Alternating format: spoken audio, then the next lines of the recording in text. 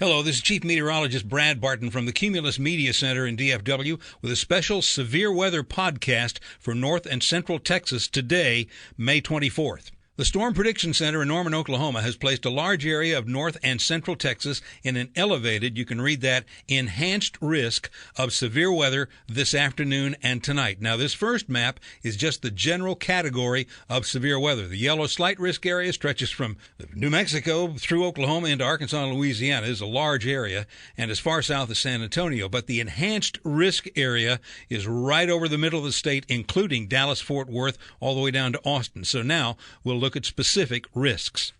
Now, this is the tornado risk area. Not too bad, just a 5% probability of seeing a tornado in the gray shaded area. However, I will tell you that this area could change. This area could be elevated or upgraded later in the day, so we'll need to watch for that as well.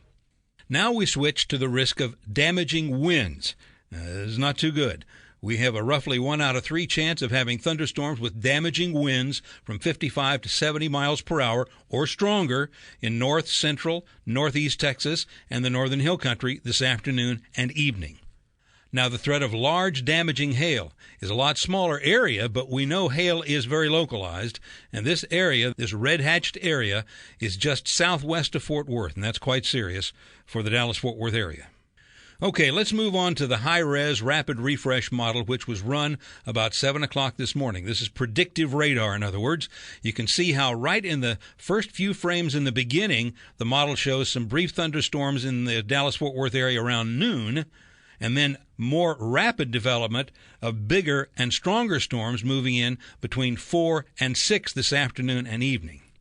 Now let's stop the motion so you can see what the radar may well look like around 6 or 7 this evening. We see a leading-edge squall line of storms with a number of bowing segments. Look up there, Lake Texoma area in northeast Texas. A bow echo showing up there and a couple other bow line segments as well that could indicate very strong straight-line winds, along which we could also see rapidly developing small but very hard to detect tornadoes. Again, this is what the radar may look like between 6 and 7 this evening, and this is not going to be fun. This is going to be some pretty rugged weather.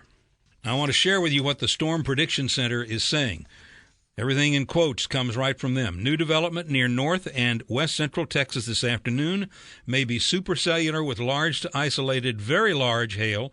Very large hail is like 2.5 to 3 inches or larger. Localized damaging wind gusts and a tornado or two. This activity should grow upscale to a squall line. It's going to start out probably as isolated supercells and then kind of morph into a squall line. The main threat will evolve to damaging and severe winds in excess of 65 knots, which would be 75 miles per hour, and that would be in excess of hurricane strength, okay? Pardon the misspelling. Severe winds in excess of 65 knots, 75 miles per hour.